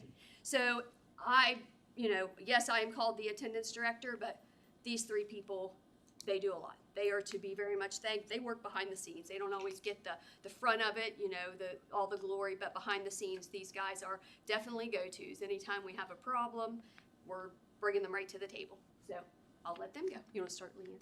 Sure. Hi guys, I'm Leanne Butcher. I'm the Communities and Schools Site Coordinator for Sistersville Elementary. I also manage the program for the county. So last year, the State Department of Education joined with Attendance Works and took a pledge to reduce chronic absenteeism by 50% within 5 years. Thus, the new attendance policy was born, and that strengthened accountability for our student attendance. At Sistersville Elementary, our chronic absenteeism rate decreased from 23.6% in 23-24 school year to only 8.3% last year. This significant achievement was made possible through policy change, the work of communities and schools, and our collaboration with our attendance teams, which include Melinda, our principals, our nurses, secretaries, and social workers. At Sistersville, our daily process begins with reviewing the absentee list and contacting families for every absence. This reinforces the importance of attendance and builds stronger relationships with student families. Data is then shared in multiple ways, including a daily attendance log that is displayed outside my office, where classes can see the number of absences by grade. To encourage students, we reward any grade with 100% attendance with 5 extra recess minutes that day. Homerooms who achieve 100% attendance receive recognition with a custom classroom sign to hang on their doors, which Krista has brought to show you all. And Ms. Walton also gave us an attendance chalkboard that we display in the cafeteria that displays the weekly and monthly attendance by grade level. Each week, we recognize 2 attendance champions, which have the highest attendance percentage, one homeroom from primary and one from the intermediate side. The winning homeroom receives a small celebration, a Facebook feature, and this traveling champions banner for their classroom. In addition, students with perfect weekly attendance are entered into a drawing to become the attendance hero of their grade, which earns them a chance to have a friend come have lunch with me in the attendance lounge, where we watch movies, listen to music, and play games. At the end of each 9-week grading period, any student who has missed 3 days or less gets to play attendance bingo for prizes such as gift cards. And this is an extremely popular support because every time I walk into a classroom, they say, "Is it bingo day?" I say, "Not until report cards come out." As of today, SES has a chronic absenteeism level of only 7.1%, and our 3 communities and school sites have a collective level of 11.2%. These tiered supports have made a measurable difference, and we are thrilled to see the positive impact of communities and schools in Tyler County. Does anybody have questions? I got to see the pre-K class get their picture taken. They were thrilled today that they were the attendance. They got to team. play with the pom-poms. They did. That They were was excited. a fun thing. So, thank you. Go on, Joe. I want you 2 to fight. Guys, if I start coughing, I'm sorry. Mr. Hiley, first off, I want to thank Mr. Hiley. I want to thank Mrs. Walton, Leanne, Mr. Winters, and Mrs. Morris for trusting me to do my job and being by my side and helping me tackle issues together. In 2023 to 2024, that was my first year, we dropped the chronic absenteeism from 30.9% only to 28.2%. That summer, Mr. Winters and I made it our mission to attack the attendance issue because 28.9% was not meeting the state anything. We were in a low red. After the 24-25 school year, after trying all of our new tier 1, tier 2s, and tier 3s, we dropped it from 28.2% to 17.6%, finally meeting partial state standard. As of today, we are sitting at 15.74%, at 15% lower than 2 years ago at this time. Our goal at the end of the day is going to be to get that number below 10% and to meet the state standard. Some of our tier 1s that we do through teamwork and creativity. Our best one at the tier 1 level is the Attendance Madness. It's a fun competition, like a March Madness style tournament between advisors. And every 2 weeks, the winning advisor with the highest attendance rate moves on to the next round, with the winner getting a field trip at the end. Another new tier 1 that we started this morning, started this year to start our day, is now we play the fight song every morning for school culture and motivation. The kids seem to love it, and it's kind of the start to the day to get them going. Also, we still have our intramural sports that we play every day, before first period. On my end, I've been holding interventions with groups this year, and that's our tier 2 to talk about attendance and the importance of attendance. And we also do our tier 3s that we all have. We talk one-on-one with a student about their attendance and also grades. None of this happens alone, though. It's a school-wide effort from administration to counselors to teachers. Everyone plays a role in it, and I'm proud to be a part of that team and making a real difference for our students and community here at Tyler Consolidated Middle School. Any questions?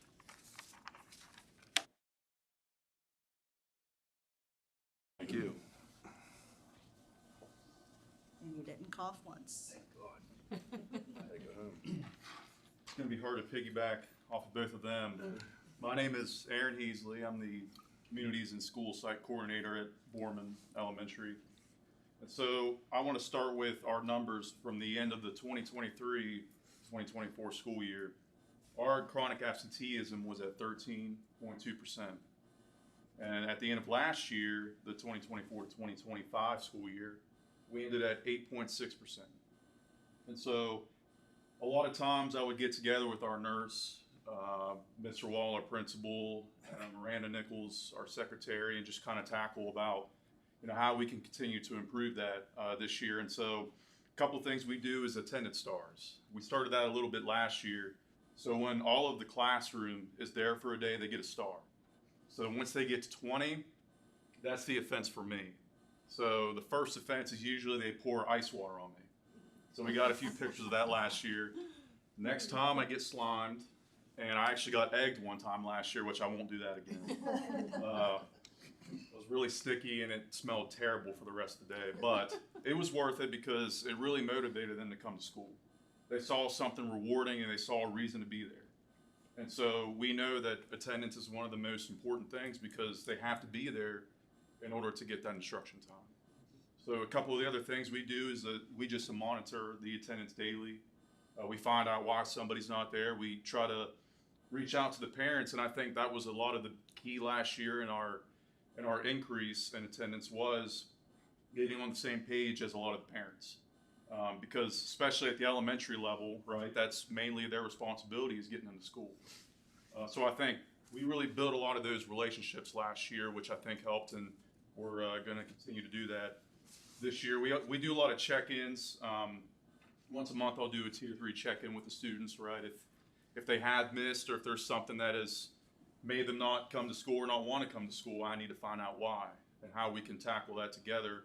And I attended an attendance conference last year in January, so I took a lot of notes on that, and I think we saw a lot of success from that when we were there for that, and definitely more parental involvement this year as usual. But we also do lunch bunches. The kids are always asking, right, if during lunchtime if they can come eat lunch together in the STEAM lab at Borman. So we try to make that a priority this year as well, and I try to go into gym class and help them out a little bit too. They really look forward to that. I think the main thing with attendance is giving them some sort of motivation to get there. So whether it be going into gym class, whether it be lunch bunches, something they're excited to be there for, we really make that a priority. So that's kind of what we do at Borman. Is there any questions for me?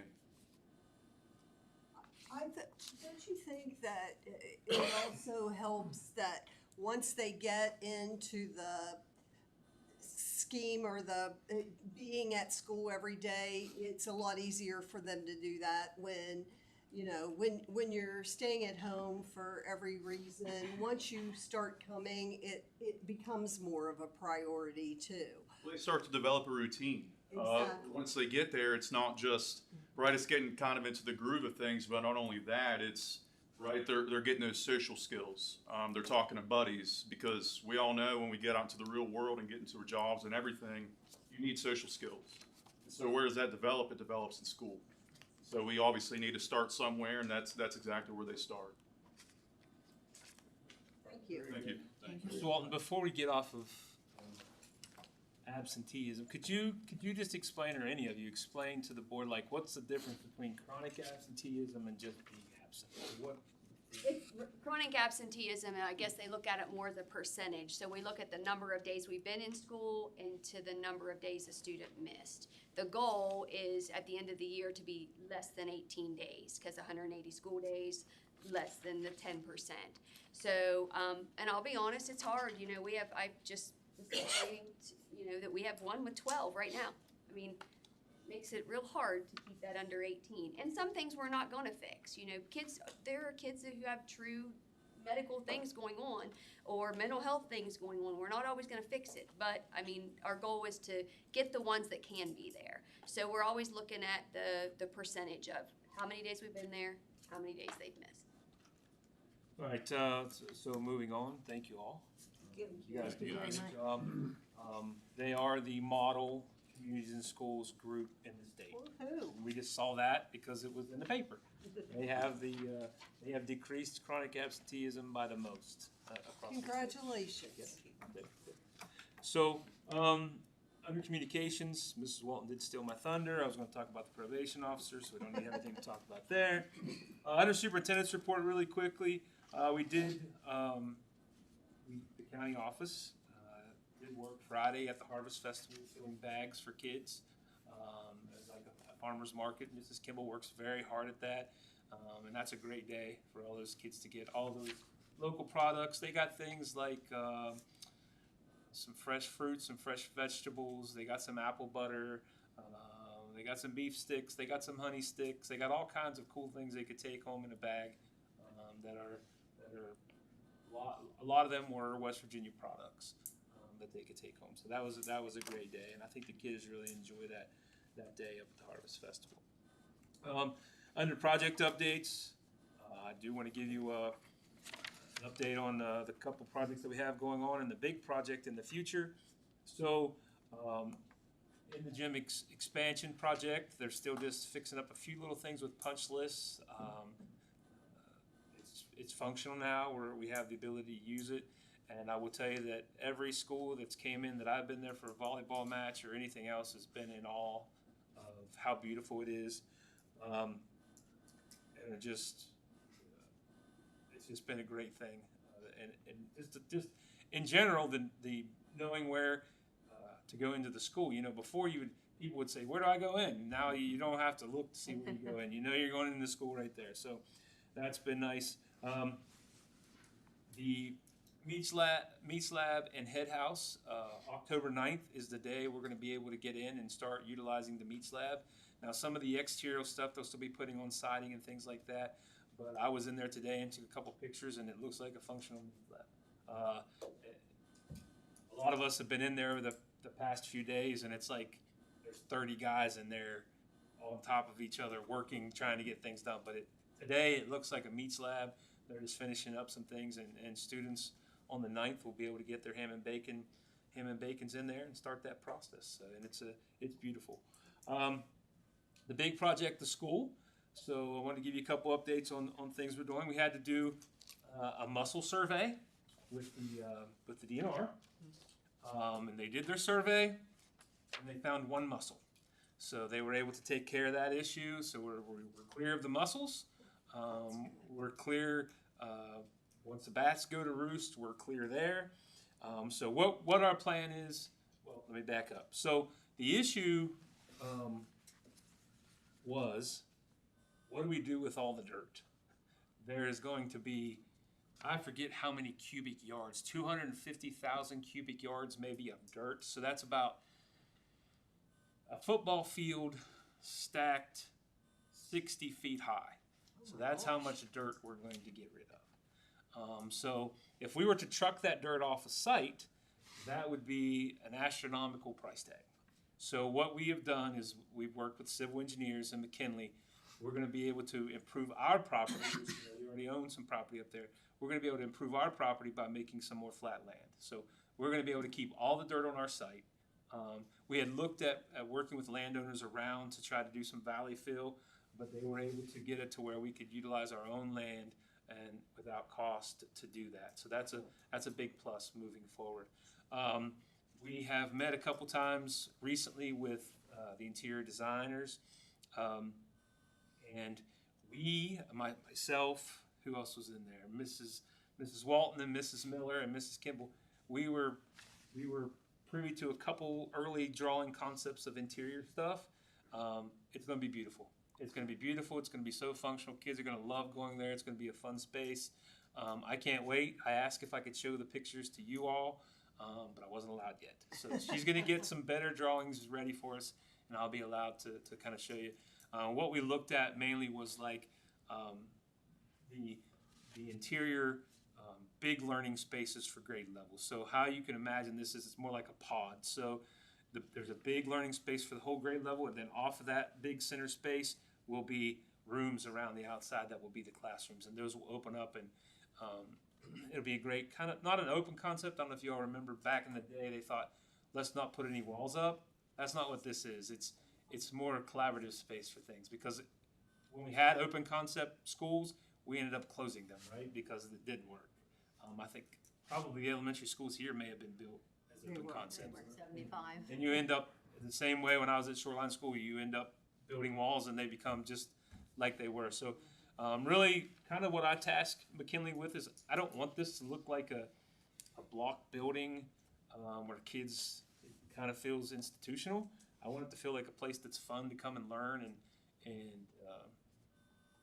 they'll have a great experience while they're there. So it's still set. We will be putting out bids the first of the year, and that will be for site work, and that will be for the school building the school itself. So we're still on track to move forward on that timeline, but we've had a lot of meetings over the last few weeks about the new school, and it's been going very well, I think. So I'm excited. I think we're all excited to see what that brings us. Curricular update, the balanced scoreboard, or the balanced scoreboard, the balanced scorecard report will be out soon. I want to make sure that's official, and then I'll make sure that's shared with you all. But I wanted to let you know that that is coming. And that's the report card that we get saying that we're compliant with all the different things. So I'll make sure that you all have that. Nothing under committee reports, staff reports, financial. So we have the two Jeffs here with us tonight. The outgoing Jeff and the incoming Jeff.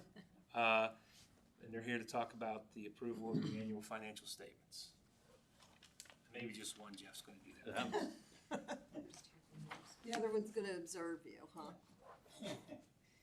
All right, I'm going to just kind of gloss through.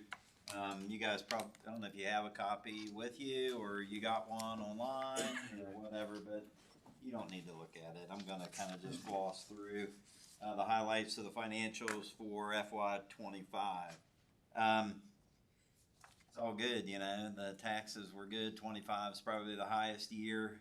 I won't say ever. It's definitely the highest year that we've ever seen in history here in Tyler County. You know, someday maybe we'll have, we'll exceed it. We know already in 2026 that we're losing $75 million in tax revenue. But 25 was the highest year of all. And with that, the board's assets exceeded liabilities. The net position at the end of 2025 was $210,602,000, which was an increase. The board had an unrestricted net position of $142 million. That net position increased from 2024 approximately $94.7 million. Of that, most of it, of course, is from increase in tax collections, which was an increase in $46 million over from 24 to 25. I'll talk about the balance sheet in a few minutes, but the balance sheet at the end was $148.4 million was the ending fund balance, which is an increase of approximately $81 million from the prior year.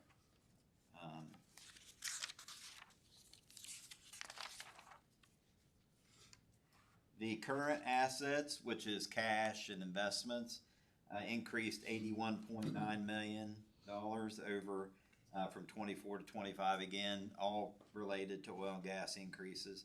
The capital assets increased by approximately $14.6 million, which is primarily due to the construction in process that's going on right now with the gym expansion and the greenhouse classroom additions. The revenue increased. Again, property taxes increased approximately $46 million from 24 to 25. Number I like to look at, interest earned, the money that we're receiving on the balances of cash that we're sitting in the bank, ended right at about $5 million in interest earned. That's an increase of $2.5 million in interest earnings from one year to the next. That's it hasn't been that many years ago that our interest income was less than $25,000, and now we're talking about $5 million. So, that's expenses. Total revenue increased $48.5 million. Total expenses increased $4.3 million. Of course, with the levy and that, you have to spend the levy according to the levy call. Therefore, expenses are naturally going to increase, when revenue increases. But overall, net position again increased $94.7 million from 24 to 25. The board has designated funds or committed funds, and I bring that to you, I think in May or the first meeting in June, excuse me. And we commit money for different things. For example, the largest amount is 2.5 million. Right now is sitting in a turf replacement fund. The board years ago put in place that we would hold $500,000 a year for 10 years. So at the end of the 10 years, we'd have approximately $5 million in this fund, because the board didn't want to be, strapped with how are we going to replace this turf. The public didn't, how are we going to afford to replace this turf? Right now, we're 5 years in, just $2.5 million sitting in this fund. The old financial way, the fund balance accounting for the Board of Education, the fund statements, if you look at the balance sheet of the Board of Education, the fund balance for the general fund increased from approximately $37 million to $57.6 million. The unassigned fund balance right now sits at $35 million. The capital projects fund increased $61 million last year. So really, if you look at the increases, their increase in revenue of approximately $90 million, $30 million increase in the general fund side, $60 million increase in the capital project fund. I know I've been asked, when the public was coming to all these meetings several months ago, they're like, well, you're spending all the money, you're not going to have any money, you're not going to have money to build the school. At the end of FY25, the fund balance in capital projects fund is at $90.3 million. We have the money today. At June 30, we have the money today to build that new school right now. And it won't be completed for another, 2 years. And so we're gonna have additional tax collections. We're gonna have additional interest income. So I'm telling you, board, that we have absolutely nothing to worry about as far as, building this beautiful new facility. Again, capital assets increased $14.6 million, all related to the construction, and that number will continue to go up. The cash number, the money that we have invested right now, will go down, of course, once we start building this new school. But we're moving it from cash, to fixed assets to capital assets. It's not really just expense that we're wasting the money. You're going to have an asset that's going to go on and on and on for the next 50 plus years. Something that changed this year that is a new accounting rule, and it's GASB 101, and that's how we record compensated absences and what people's sick leave or vacation leave are worth when they retire. Those have never been on our financial statements until this year. In 2024, the compensated absences, which was only the vacation liability that we had on the books, and it was only if a person had 30 days of vacation, it calculated their daily rate times the 30 days, and our liability was $223,000. Now it's anybody that has sick leave left, anybody that has vacation leave left. How many days do we believe they'll have when they leave that they have the right to cash it out? I'm a prime example of that. I'm burning days, I've burned days, and I've taken vacation leave days. I'll take, vacation, I'll basically get paid out. So I have a right to use those days, and I will. So what we have to do now is we have to record a liability on our books for how much we believe those days are worth. And that liability at the end of FY25 is $3.1 million. So the increase in the liability for those days is $2.9 million from a year ago. So we still increased $90 million, and we would have been $94 million if we hadn't have had this new liability on the books. Really, other than the balance sheet, again, total fund balance, $148.4 million. 90 million is in the capital project fund. We have 3.6 million in the committed that I talked about, like with the turf replacement. We have 18.6 million in assigned, which are purchase orders and encumbrances that we're carrying forward. And unassigned fund balance at the end of FY25 is 35.1 million. And there's a whole lot of other papers, notes, and fun reading if you guys want to read all that.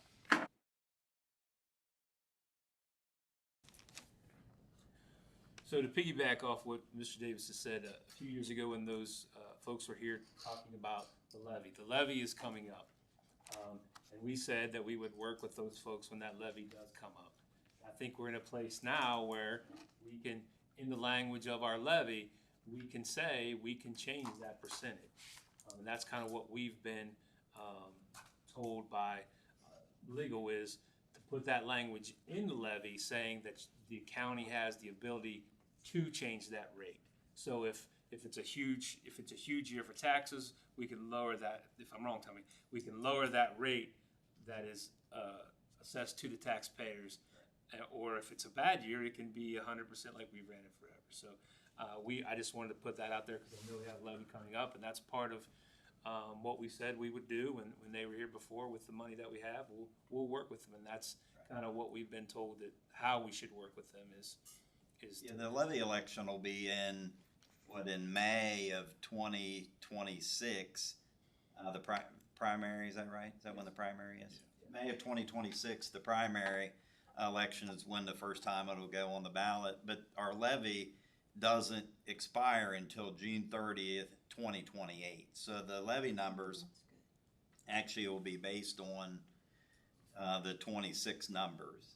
And so it's very hard to tell. It's very hard to promise the public anything because especially with oil and gas, we lost $75 million in revenue from 25 to 26. So it's extremely difficult to know what the revenue will be, the 28-29 school year when the levy would start.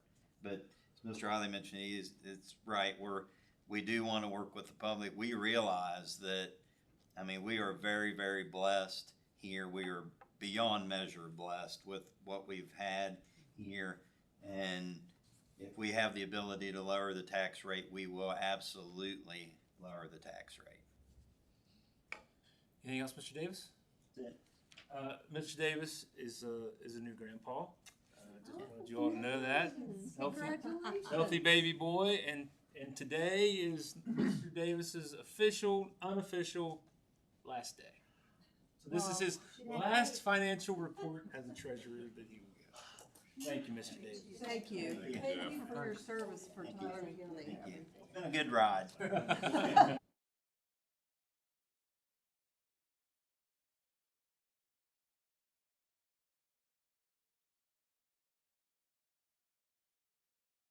Mr. Morse to come and kind of go over that policy with you all so you understand. It's fundamental change in how we grade things in our high school, but it's a step in the right direction to make sure kids are learning what they need to learn. There's not a lot of fluff involved in grades. I think that everyone who is in education knows that across the state, across the country, inflation of grades is a huge issue. And meaning like grades are, kids are getting straight A's and then they're not proficient on the state test, or they're straight A's and then they go to college and they don't have what they need to be successful. So this is kind of a step we feel in the right direction to make sure our kids are even better better suited for whatever they decide to do. So I'm going to have him go in more detail with that, but there was no comments that were made, so that will be a new policy. Neola timeline, I know Rick had talked about it, so we are finished reviewing policies. Mr. Davis, Mr. Langston and I looked at the last ones for finance last week. Our goal, my goal, and the Neola reps' goal is on that November, what is it, 4th, 3rd? Whatever the next board meeting is, we will bring all policies in front of the board and the State Department to have, so we can adopt all new policies from Neola. And they will go and comment until the next meeting, which will be December. And in December, we will adopt all the new Neola policies, updated, everything vetted through their lawyers and their team to make sure that our policies are what they need to be. What the last kind of step that we've done here is they had us look through the policies that we have that are ours, make sure that there was things like that are special to Tyler County, like the sick leave incentive, things like that. Now, we want to make sure those are also Neola policies. So that was the last thing that I was working on, was to go through all of our policies to see if there's anything that's really specific to Tyler County to make sure. So when you see it next in November, there'll be, right now it's like GBCD, whatever policy.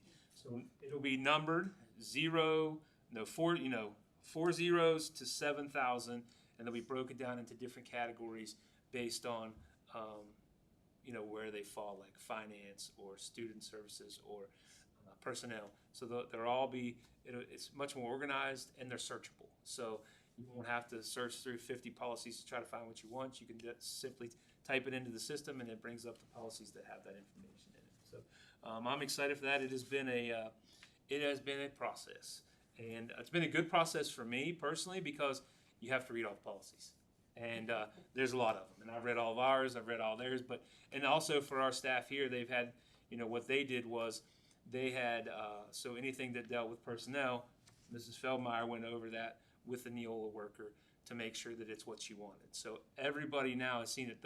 The growing pains is going to come when we adopt all these new policies. We're used to our old policies, and some of them are not that much different, but some of them are different because they're vetted through different lawyers, and they're up to date. So we got to make sure that we take the time to say, let me look at that before we say, well, in our policy, blah, blah, blah. We got to make sure we know what's in that policy before we hand out that information. But I feel like it's been a good process. Time consuming, yes. Cumbersome, yes, but needed, absolutely needed. So it's been a good thing there. So that's where we're at with Neola athletic schedules. The boys basketball in the middle school and girls basketball in the middle school, high school baseball, high school girls wrestling, and the middle school wrestling. All those schedules have been approved. Yes, the girls' high school team will have their own schedule. We have that many participants, and I think that's a great thing. The other thing we're working on in athletics, just to let you all know, is introducing archery in our middle school. We've had it at our high school for a bit, so we did an interest survey, and a lot of kids were excited about that, so we're working on that process right now to get it incorporated into our middle schools. Approval of requests, there was a ton of them because we haven't had a meeting for a month, but mainly just trips for our kids with different learning experiences for everyone. So those have all been vetted and approved by the State Department. Other requests, we have a couple students who want to do some field placement, some of our own. Jay Billings and Ava Mongold are going to be doing some of their teacher prep placements here in Tyler County. Flip over to D on that. I just want to make sure that everyone, and this is noted in the minutes, the Elks In what? under, I'm sorry, I think it's other requests. Yeah, other requests on page 6 at the top, D.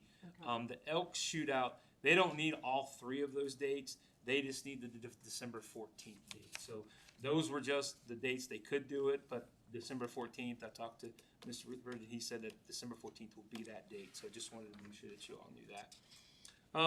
Under personnel, we had some resignations. We had Margaret Schubar has resigned as our theater advisor. Gabby Cooper resigned as a position of a special education teacher at Tyler Consolidated Middle School, High School. That one is effective immediately. And then some employments. Mary McGinnis is a general science teacher at Tyler Consolidated Middle School. Employee Sierra Underwood is a substitute nurse. Employee Roseanne Eastham and Rachel Henthorn as substitute secretaries countywide.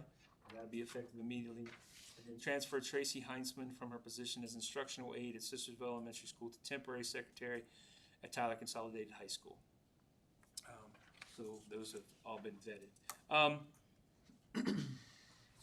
Then the other two, of course, there were some other personnel covering lunch periods and planned periods as needed as a couple employees. And then we have some other personnel that have asked for leaves. And that's only because we're having babies in this county. And then D is approval of the 25-26 parent and family engagement policy, right? And that has to be under personnel because that's what it deals with. Bills have been paid. That is a process, but we're dealing with that also. And then that's all I have. So the parent family engagement policy is not something that's on like a comment period, it's just a. All right, that's all I have. Okay, the next regular meeting of the Board of Education will be Monday, November 3rd at 7 o'clock here in the board office. This meeting is officially adjourned.